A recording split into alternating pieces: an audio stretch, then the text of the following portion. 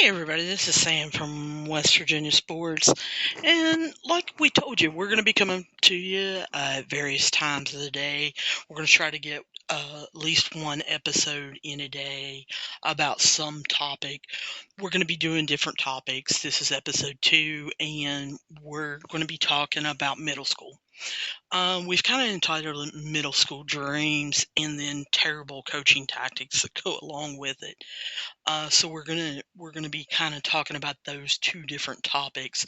The reason why I wanted to talk about middle school is because I have a cousin that is in middle school right now, and I went to one of his games and saw how some of the parents acted, saw how some of the kids acted, and just kind of wanted to share my feelings on middle school and kind of get some of y'all's feedback. What you guys think? What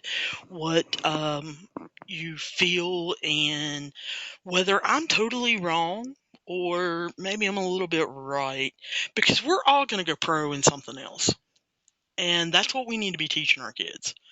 A lot of kids grow up with big dreams. I know I was one that thought I was going to go pro, and it didn't happen. We're all going to go pro in something else. And that needs to be a saying that you as a parent or you as a coach or you just as a role model in the community talk to kids about that. Education is important, not necessarily college. It can be technical school. It can be learning how to do something on their own, having a mentor and learning from them. But we're all going to learn and build. And even if you are in the NFL or you're in the NBA or the WNBA or you go play for the women's soccer team, eventually your time runs out and you've got to find another profession. A lot of us have went through several professions and have changed jobs, and so we really need to be teaching kids the big picture of things. And I think it kind of starts with middle school. I know a lot of kids play in midget league. I know that there are a lot of great midget leagues around in West Virginia. I actually grew up in one, and am so thankful for all of my coaches that really helped be good role models for me. But it really starts getting very organized and seems to kind of change in middle school. And I want to give you kind of my thoughts on that because I believe that middle school starts basically teaching how to have character. Now, I'm sure you've all heard the definition of character. Character is who you are when no one else is around to see it. It's who you truly are. It's what you truly believe. And in middle school sports, we need to be teaching manners. We need to be teaching sportsmanship. But we also need to be talking to them about anger management and problem solving. What happens when you come upon an obstacle, and how do you learn to go around that or under it or over it or through it? And we need to be teaching them skills that are not just pertaining to one sport. We need to be teaching them and role modeling them with how they are as a person. I loved coaching middle school when I coached because this is a time where they don't really know who they are and they're kind of exploring that. And so for you high school players that are listening to that, think back on the time that you were a year or two ago or 4 years ago when you were in middle school. Your middle school coaches were helping shape how you were disciplined, how you wanted to work, how you wanted to practice, how you acted in games, how you acted on the bus, how you acted on the bench. And so we as a community, need to be really watching our middle school. It lays the foundation for who our kids are going to become, not only as they go from seventh graders to eighth graders, but what they're going to be when they go to high school, and what they're actually going to be when they go to college, or they go to tech school, or they go into the military, or they get a mentor, and or they become an entrepreneur, and who they're going to be as people, teaching them these people skills. And are we teaching them the right way? The right way to do things, and seeking that out as coaches and as parents. Are we looking at something on TV and saying, "Hey, that's what they're doing," or are we kind of really researching that? Or are we teaching them, "Hey, the way we were taught"? Well, a lot of us were taught wrong. A lot of us were taught with different techniques than what are used now. A lot of us were taught to do things differently than what they actually do now. Think about it yourself. A lot of us in middle school and high school, and no, I never played football, but I'm saying a lot of us, we were taught the wrong way to tackle in football. There was a time period where we were taught to kind of lead with our head. And that's completely wrong now in the days of concussions. We really want to get a better technique, keep our heads up, and be looking at what we're hitting. So times are changing, and so we need to make sure that we're teaching the right way and we're developing the right techniques. And in middle school, we've got to decide, are we going to teach something basic that we can build upon? Because we've only got them for 2 or 3 years. So are we gonna really teach them something that we can build upon? Or are we going to start with the basics of that particular sports high school program? And so, do you need to sit down with the high school coach and say, "Hey, what system are you running?"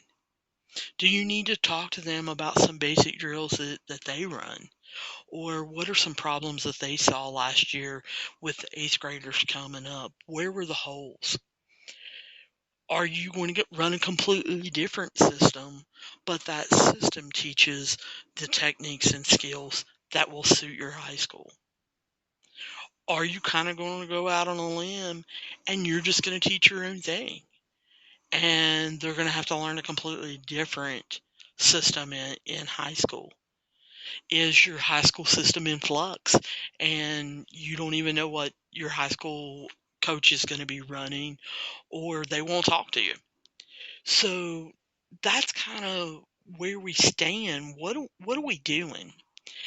And how are we going to deal with ourselves as coaches, as parents, as members of community? Because we want them to win. And sometimes teaching them the right way, they may not win right away.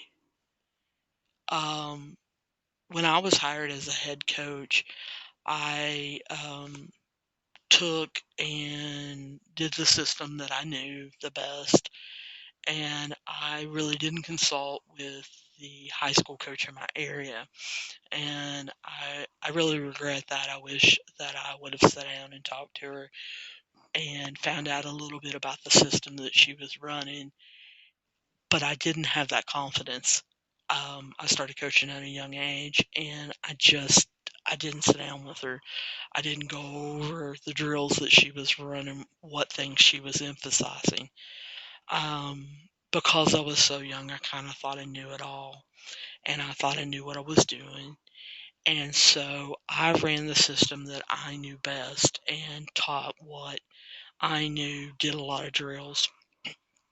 Luckily, I had a great mentor, and I was very curious and did a lot of research so that I could find out the different drills and really work at building that basic skill level.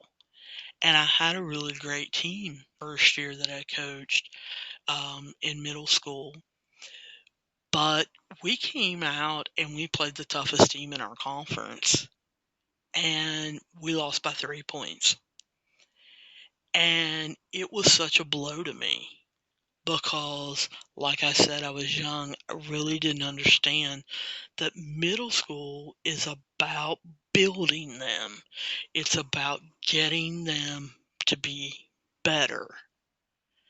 And so I kind of took that to heart and thought, oh my gosh, here's my very first game. I've lost it. The kids were down. The parents were down. The parents were doubting me, thinking, oh my gosh, this is just going to be an awful season. Um, Needless to say, we only ended up losing 2 other games the rest of the season. So we did have a great season, but you've got to realize that teaching them the right techniques and the right way, building character, talking about that sportsmanship, that it may cost you a game.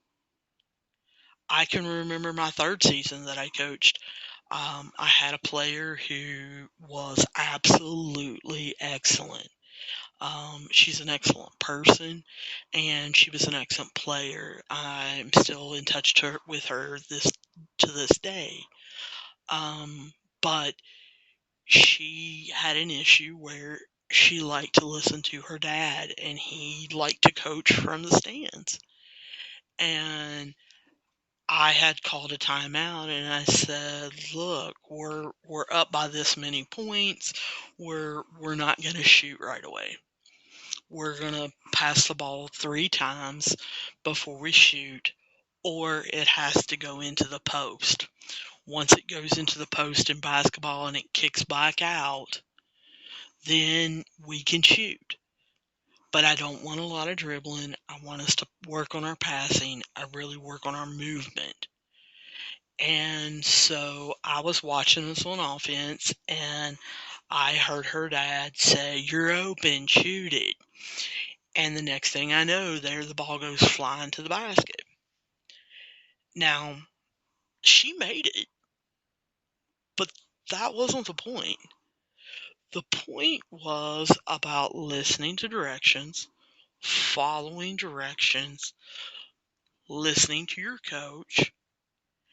She was one of the leaders on my team, and I, at that moment, called a timeout and took her out of the game because it was more important for me for her to learn, number one, we're a team. And if our team is going to follow the rule of 3 passes where it has to go into the post, well, then everyone on the team's got to follow that. The second thing we had to learn is that I was in control, and I was setting what boundaries, what offense we were going to run, what defense we were going to, how we were going to do things.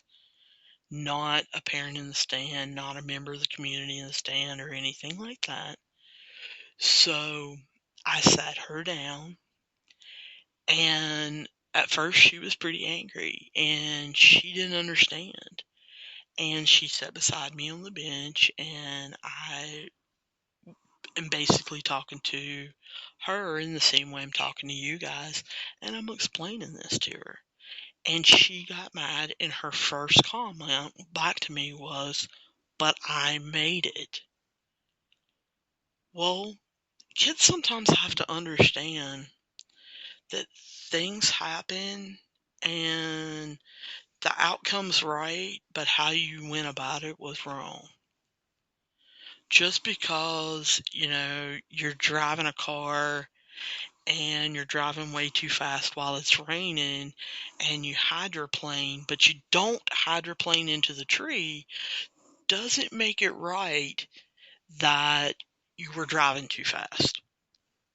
So that's some of the little things that you want to make sure as a high school coach, or excuse me, a middle school coach or a middle school parent or a middle school member of the community attending a game, whether you be an aunt and uncle or you be a friend, that you really want to watch and you really want to support the building, not only of them as a player, but them building as a person and making sure that that's right. So what we're going to do right now is we're going to take just a little bit of a break. When we come back, we're going to talk about a guy named Coach Mike, and he sends out a daily newsletter, and we're going to talk about the topic of it was terrible coaching tactics, and we're going to go through some of those, and we're going to talk a little bit about them. Hey everybody, I want to tell you about Anchor. It's what I'm using to make this podcast. I use it not only because it's free, but because it's easy. I can record and broadcast anything and everything right from my phone, or I can use a computer. It allows me to edit things, and it has everything I need just in one place. And not only that, you can make money from your podcasts. But what you have to do is you've got to go download the free Anchor app. Go to anchor.fm just to get started. And then send me a link. I want to hear your podcast. Hey, this is Sam back with West Virginia Overtime, and we're going to talk about the second set of this broadcast. We're going to talk about some terrible coaching tactics. Now, I'm going to use basketball as an example. I'm going to throw in some examples for football, but I mean, it can be about any kind of sport you want to make it, whether it be soccer, volleyball, track, whatever. But I'm going to talk about some terrible tactics at the middle school level. If you're a youth league coach, if you're a midget league coach, you may be doing this also. But we're going to talk about some tactics that in middle school may be a little not on the up and up. It's not maybe not something that we want to do if we want to truly take this player and develop them to become a better person and to become someone that's going to do something in high school, that's going to want to continue to play in high school. So, like I said, I'm going to use basketball a lot for example. The first terrible tactic that I want to talk about is playing your 5 best players as much as possible. Now, of course, this can be in football, playing your best 11 players constantly and not substituting in basketball, playing the same 5. You don't really want to do that. I actually found this out when I was coaching track. I wanted to take my top 4 fastest 200-meter runners and put them on my relay team. And that probably wasn't the right thing to do, as I found out later when one of them got hurt, and I put in probably my 6th or 7th fastest 200-meter runner. She just worked with them better. Their handoffs got better. She was a more positive kid, and she pumped up that relay team and did things. So, like I said, we're going to be using basketball, playing your best 5 players as much as possible. You know, a lot of coaches say, hey, I don't want to risk putting a weaker player in on the floor because, you know, they're going to score some points. They're not going to be able to really work. Well, that's a sign of, number one, you not believing in them, but number two, you not really wanting to see how they learn. Because playing in a game is also how they learn. Yes, they learn in practice, and yes, we do 5-on-5s, we do 4-on-5s, we do 7-on-5s. We do a lot of different situational drills in basketball, but nothing gets that adrenaline pumping and that excitement going as being in a game and being able to be in that moment and make a decision. So that's the thing. We want to see how they learn. You may see a so-called weak player click with certain players.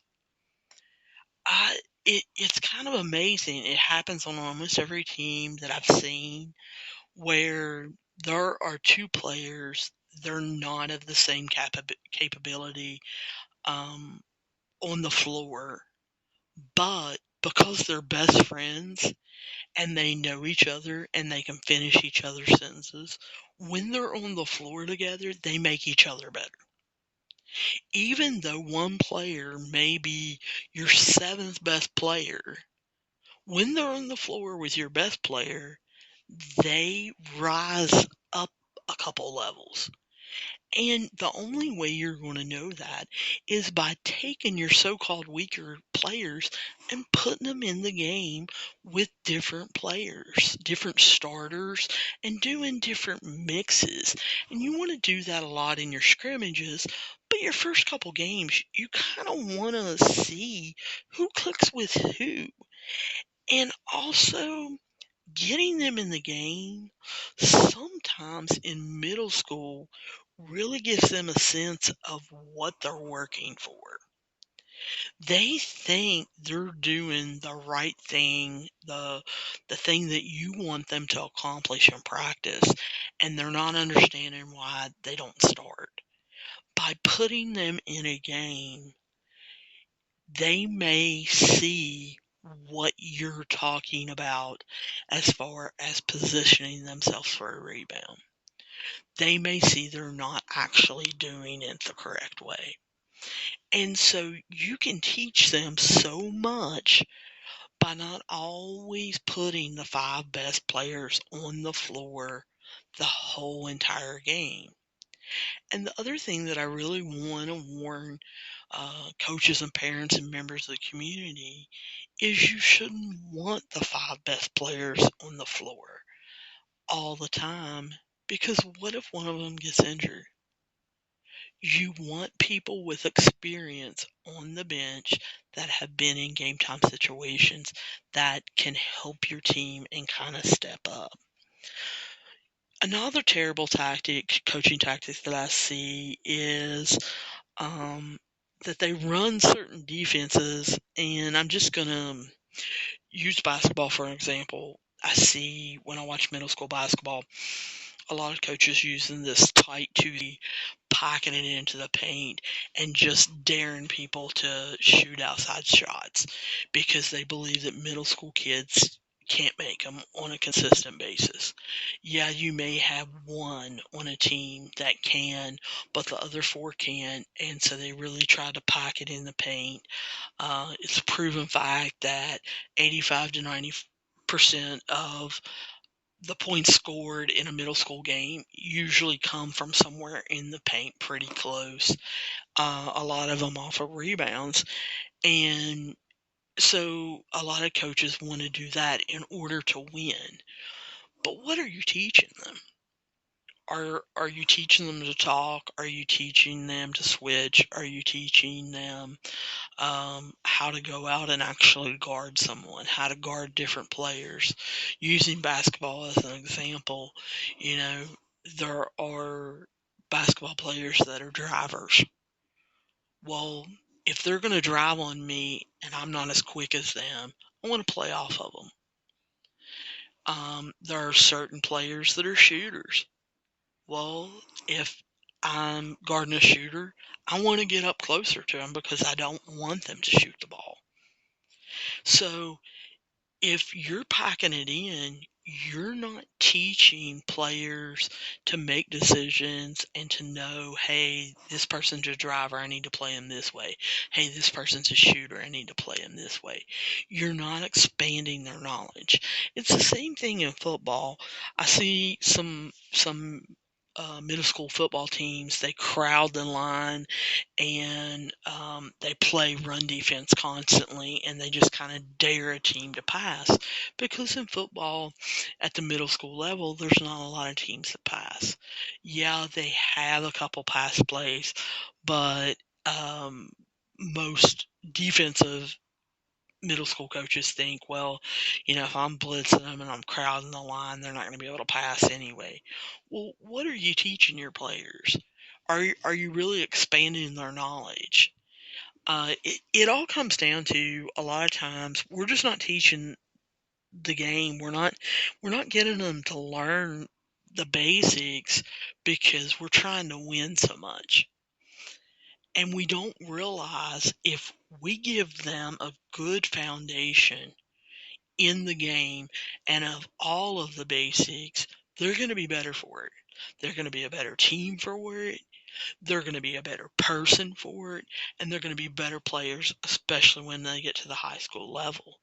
And we need to know that we're going to run into a team eventually that's going to beat us with outside shooting, or going to beat us because they can throw the ball. And we're not going to know how to fix it. Because in the middle of the game, if you're packing in the paint and you didn't scout this basketball team you're playing, and they've got three-point shooters, and they're bombing them from all over and they're hitting, well, you can't call a timeout and tell your kids, hey, go out and guard them, because you didn't practice that. You didn't teach them that. They don't know what they're doing. So they're just trying the best they can, and people are driving on them. Now they're going to the paint, and your team is really feeling like, I am unprepared and I can't handle this. So you don't want to ever put them in a situation where they feel like, oh, I'm totally unprepared. So teach the basics. Yes, I know you want to win. Yes, I know maybe the winning way is to pack it into the paint, but we want them to become better players. Remember, middle school is our foundation. Number 3, I see, especially in basketball, full court zones all the time. And it's, the main reason is because a lot of times kids aren't strong enough to hold onto the ball. They don't know how to hold onto the ball. They don't know how to pass over a zone. They don't know how to step through and pass through a zone. They don't know how to move to the open area. And realize that it's almost unfair, but since we know that that's what coaches are going to be doing, then take your first week of practice, teach them how to hold on to the ball, teach them how to pass through the zone, play a lot of 3-on-2, play a lot of 7-on-5, where people are trapping them and they're having to hold on to the ball. They're having to pass through the zone. That's part of teaching them the basics. And then, when one of these coaches tries one of these tactics against you, you're just going to blow it out of the water and get them out of it pretty quick. Number 4 that I see is a lot of coaches, they recognize that they've got a really good middle school player, and they don't want that player to play multiple sports. They want them to start in middle school specializing. And I think that's one of the worst things we can do to kids, is a coach saying, hey, you're my number one football player, you're my number one volleyball player, and you're going to get left behind if you don't commit to playing and training one sport 365 days a year. If you don't play middle school volleyball and then go into a club volleyball team and a travel volleyball team, and you're not playing volleyball constantly, then you're not going to be able to get a college scholarship. Well, stop. Think about what I just said. You're telling an 11, 12-year-old, 13-year-old you're not going to get a college scholarship? Oh, come on, guys. They haven't even hit a growth spurt. They haven't even hit their mental growth spurt. Someone who's 12 may be your best basketball player or your best soccer player. But then when everybody hits their mental growth spurts and their physical growth spurts, they may be the worst athlete you've ever seen in 10th grade because other kids have a tendency to catch up with them. And so you really don't want them just concentrating on one sport because they're so young. And what happens is they get stress fractures and they get burnout.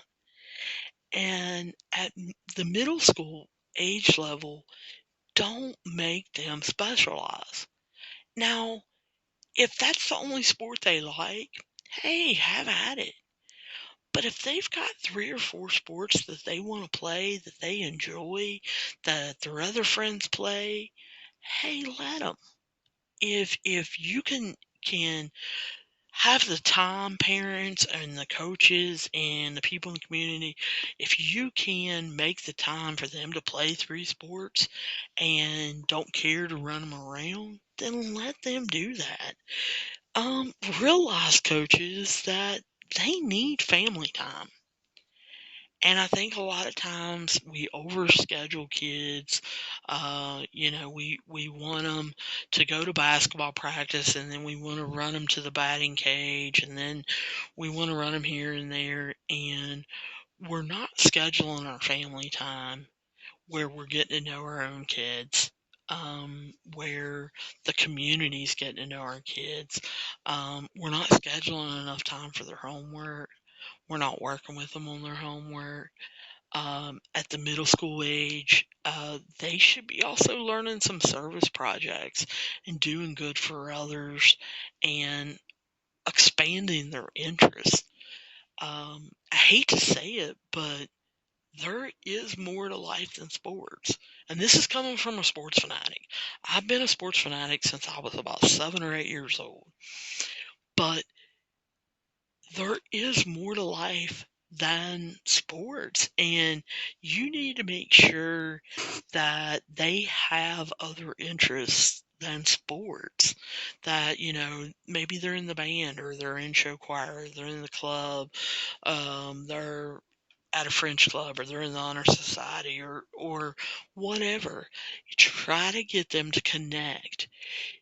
You don't want them around the same 5 kids all the time. You want them to branch out and learn from different people and become very well-rounded people. Another mistake that we make as coaches and parents and in the community, I see this happen a lot in the community. At the middle school level, we really are wanting to say, hey, this is my best player. Hey, these are my best 2 players. A lot of teams at the middle school level, they do only have 1 or 2 great players. Well, but again, middle school, we're building foundation. So we want to encourage teamwork. We want to encourage building a family unit within our team. We want to encourage supporting each other and that everyone has a role. We want to find the good about different players. What are they doing? If we're on a volleyball team, yeah, we might have this awesome spiker and we might have this awesome server. And if we're lucky on the middle school level, we have a pretty decent setter. But for the other three, you've got to, because you have 6 people on the floor in volleyball, for those of you who don't know. So for the other three, you've got to find things that they do good because you want to be positive with them. Maybe, they do great digs. Maybe they do bump sets. Maybe they talk on the floor and make sure there's court coverage. So we want to make sure that we're concentrating at all the different players that are on the court, on the field, on the track, whatever, because players develop at different speeds and they grow at different speeds. And we need to realize, like I said, just because the shortest player in the 7th grade can't pass over a zone in basketball doesn't mean that they're going to have a growth spurt and they're not going to be your best player their 8th grade year, or they're not going to be the best player in their 10th grade year. So you really want to make sure that you're encouraging them to stay with the sport, to continue to work at it. A lot of times hard work and determination can bring someone up a level. They go from being the worst player on the team to a good player on the team. Or maybe they're a good player on the team and they go to a great player on the team through work, through determination, through desire, and through you, someone in the community or a parent, believing in them. Another thing that we do is we force certain sizes to play certain positions. I'm going to use basketball for an example. A lot of times we take our tallest player and we say, hey, you're the post person. Or we take the biggest player in football and we say, hey, you're the lineman. This doesn't allow them to grow. This doesn't allow them to show you what they can do. And there's nothing saying that the tallest player on your team can't be your point guard. I did it 2 seasons.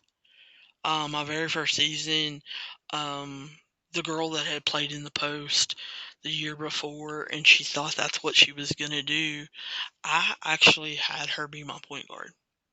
And the point guard that they had used the year before was such an excellent shooter. I didn't want her being overwhelmed by having to run the point and shoot. So I made her my shooting guard, and I took my best ball handler, who happened to be my tallest girl, and because she was smart, I made her a point guard.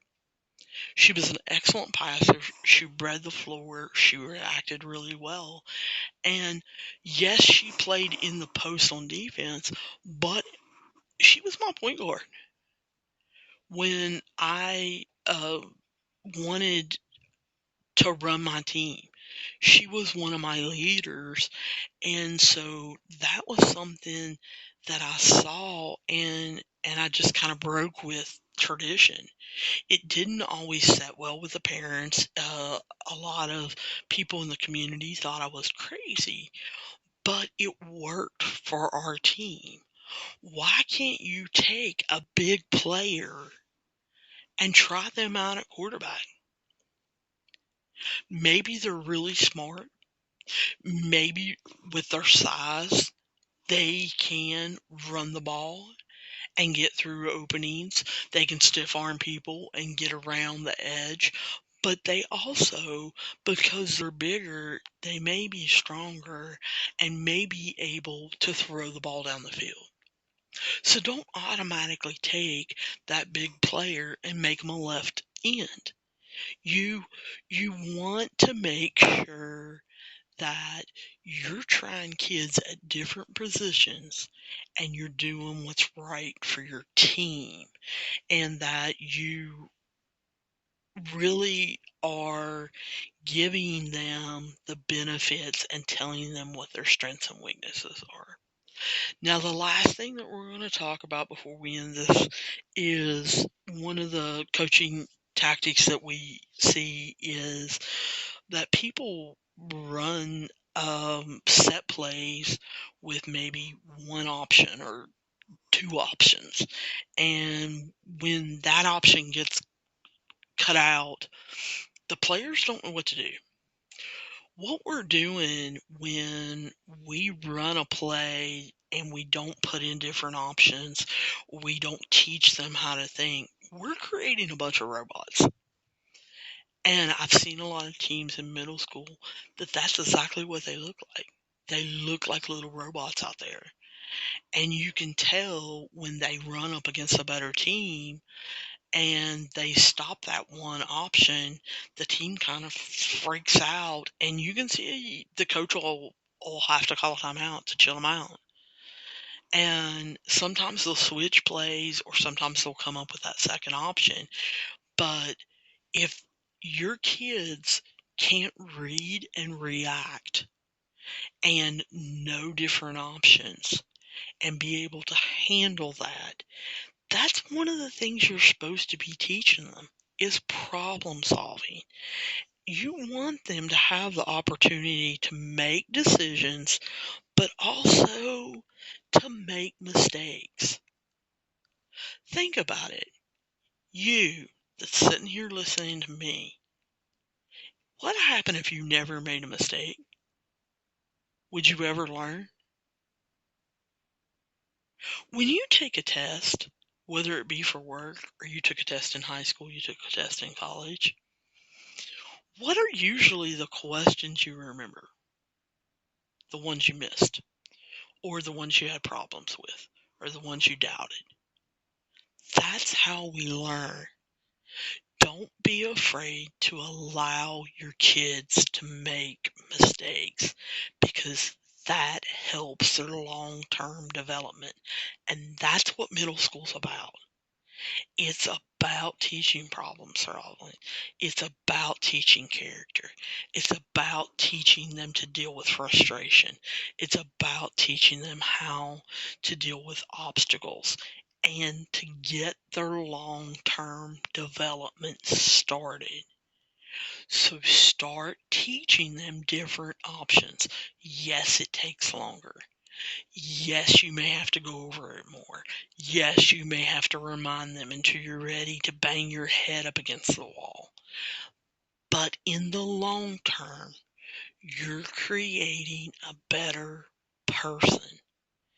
And that ultimately is what coaching is about, is creating a better person. So I'm going to kind of leave it at that. If you're listening to this on Anchor, I thank you, and you can go directly to the website. There is a voicemail button. Feel free to hit that and record your voicemail saying whether you agree with me, whether you don't agree with me, but you got to tell me why. If you're listening to this on Spotify or Apple or Stitcher or something like that, go to our page. We have an Instagram page. It's WV Overtime. You can go to our Facebook page, which is WV Overtime, and feel free to write us a post there. If you're on Twitter, we're at Overtime WV. Feel free to tell us what you think. And if you like this kind of podcast, and if it's too short, if it's too long, if you want a topic for us to go over, I'm going to kind of create right now what I like and what I'm interested in, and kind of go over different topics. So you guys let us know what you think, because remember, we're by a bunch of fans for you fans. So hopefully I'll be seeing you at a game soon. Bye.